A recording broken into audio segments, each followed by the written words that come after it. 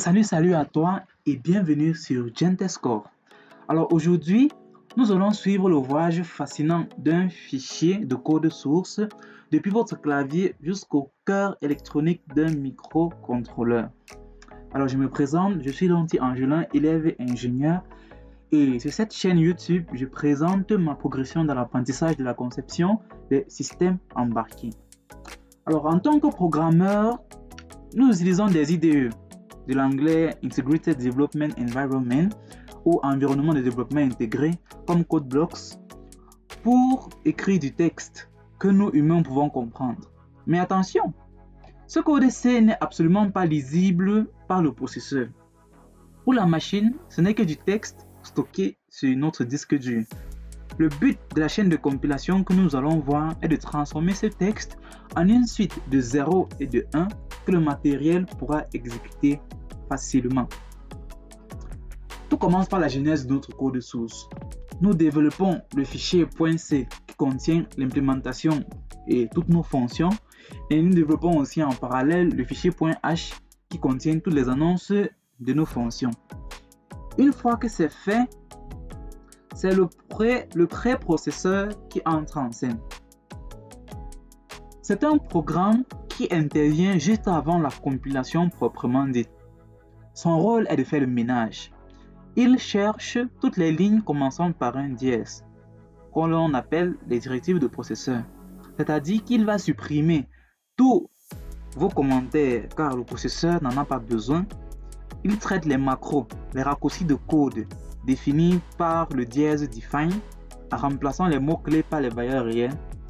Il inclut le contenu des fichiers d'entête, les headers, directement dans le fichier source. À la fin de cette étape, on obtient un fichier intermédiaire avec l'extension .i.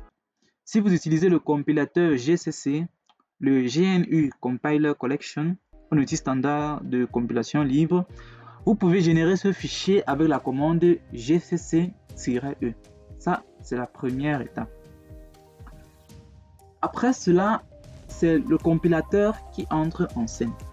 Maintenant que notre code source est propre, son rôle est crucial. Il traduit le langage C vers le langage assembleur. L'assembleur est un langage de bas niveau, très proche de l'électronique, contrairement au C qui est plus universel. Et l'assembleur est spécifique à l'architecture de votre processeur. Par exemple, un ARM pour un STM32 ou un x86 pour un PC.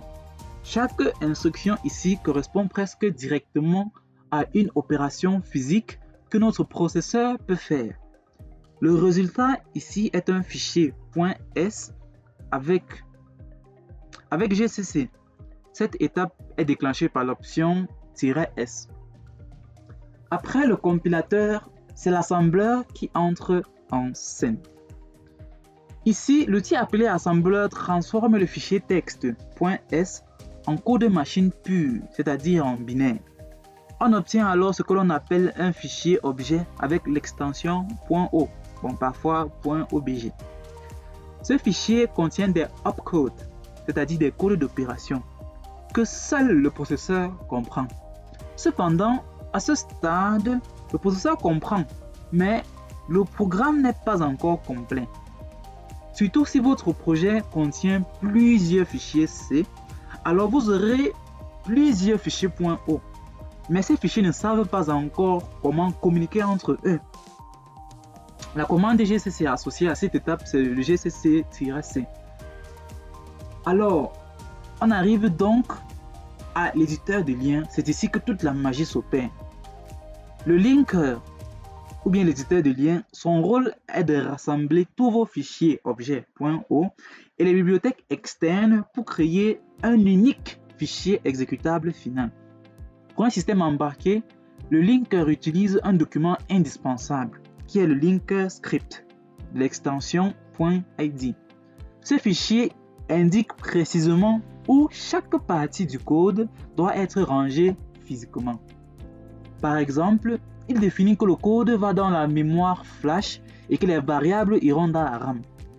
Pour ceux qui ne le savent pas encore, la RAM, de l'anglais Random Access Memory, qui est la mémoire vive rapide, mais qui s'efface à l'extension du microcontrôleur.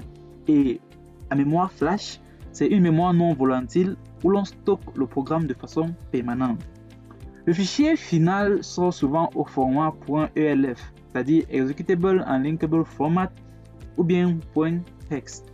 Voilà, on a un fichier que le processeur peut comprendre. Mais notre but, ce n'est pas de faire exécuter ce fichier dans notre PC, mais de le faire exécuter dans notre microcontrôleur. Donc, notre PC est juste là pour le développement. Mais le target machine, c'est notre processeur.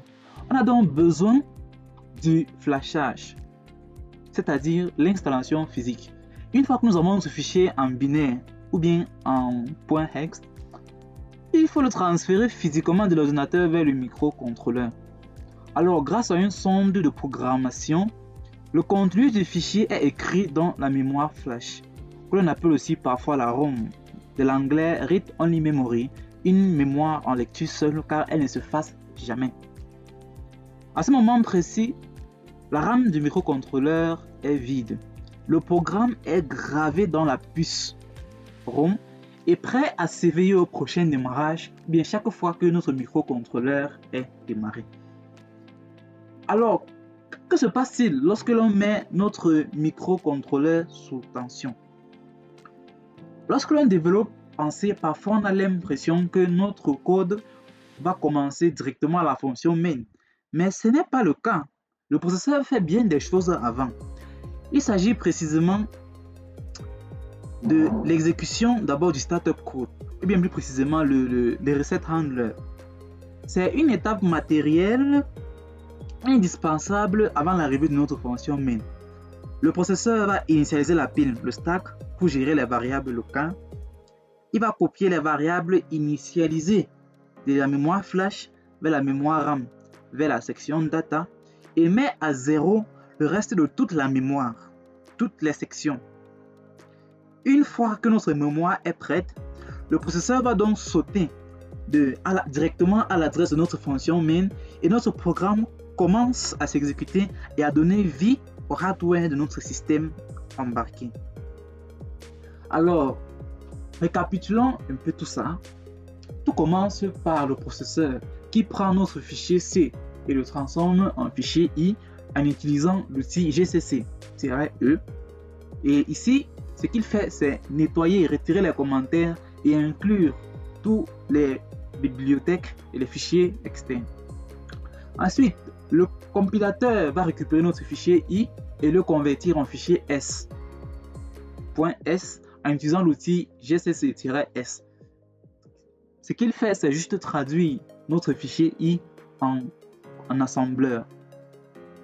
L'assembleur maintenant lui récupère notre code S et le transforme en fichier O en utilisant l'outil gcc-c.